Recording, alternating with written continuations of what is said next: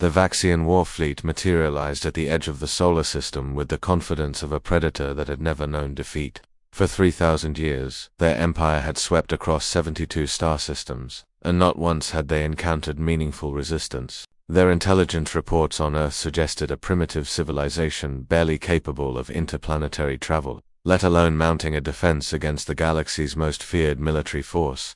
Commander Zixter reviewed the tactical display with satisfaction. 300 warships, each the size of a small moon, formed an impenetrable wall advancing toward the blue-green planet. By his calculations, humanity would surrender within hours of witnessing their power. It was always the same pathetic routine across the galaxy. What he didn't know was that Lieutenant Julia Martinez and Captain Oscar Chen were already watching.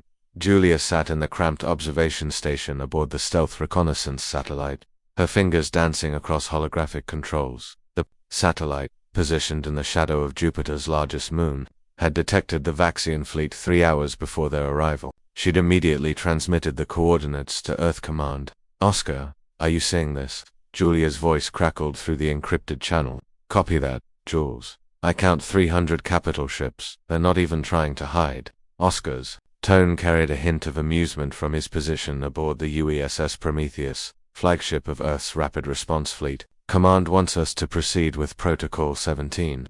Julia smiled despite the gravity of the situation. Protocol 17 was humanity's worst-kept secret among Earth's military brass.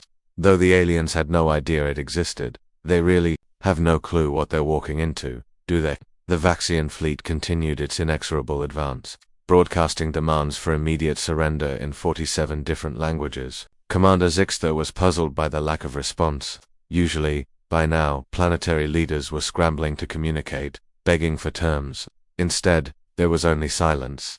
Then everything changed. Oscar gave the order, and Julia activated the signal. Across human-controlled space, from Mars colonies to the asteroid belt mining stations, from Lunar City to the orbital defense platforms, humanity responded as one.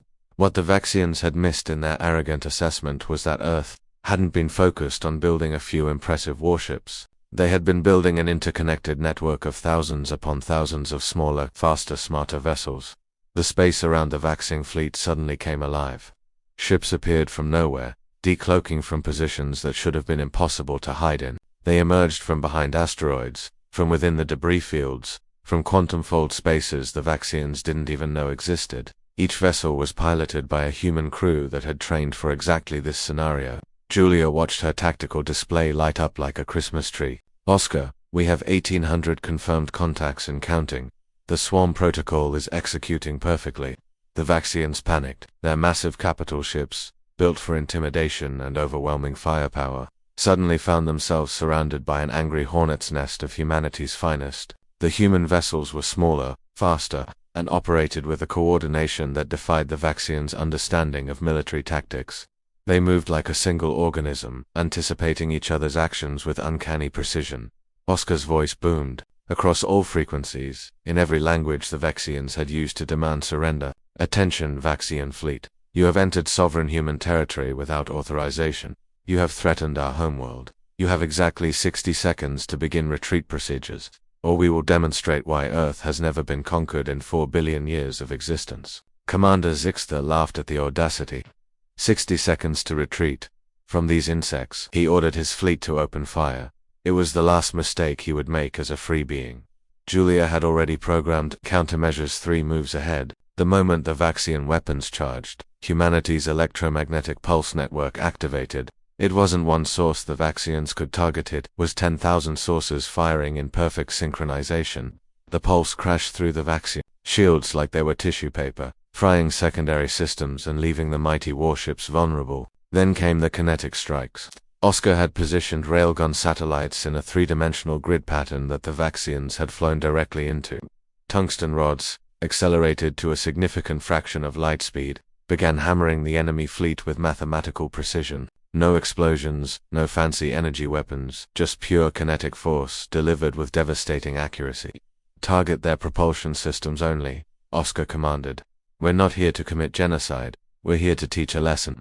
Within 17 minutes, the entire Vaxian fleet was crippled and drifting. Not a single human casualty, not one of Earth's vessels even scratched. The galaxy's most feared armada had been neutered by what they had considered primitive natives. Julia opened a channel to the Vaxian command ship. Commander Zixter, your fleet is now under the protection of Earth's military. We have medical teams standing by. Your wounded will receive treatment, your ships will be repaired enough to return home, and you will deliver a message to your empire and every other civilization watching this encounter. Oscar took over, his voice carrying the weight of humanity's collective will. Tell them that Earth does not seek conquest. We do not desire your territories, but we will not be threatened, we will not be intimidated, and anyone who mistakes our restraint for weakness will learn the same lesson you've learned today. Humanity doesn't build empires, we build alliances. Remember that. As the rescue operations began, Julia leaned back in her chair, watching the defeated Vaxian fleet through her monitors. Oscar's face appeared on her screen, exhaustion and pride mixing in his expression. We did it, Jules, without becoming monsters ourselves. That's the human way, she replied softly. We win not because we're the strongest. We win because we fight smarter, adapt faster, and never forget that even our enemies deserve mercy. Across the galaxy, civilizations that had been monitoring the encounter fell silent. The message was clear.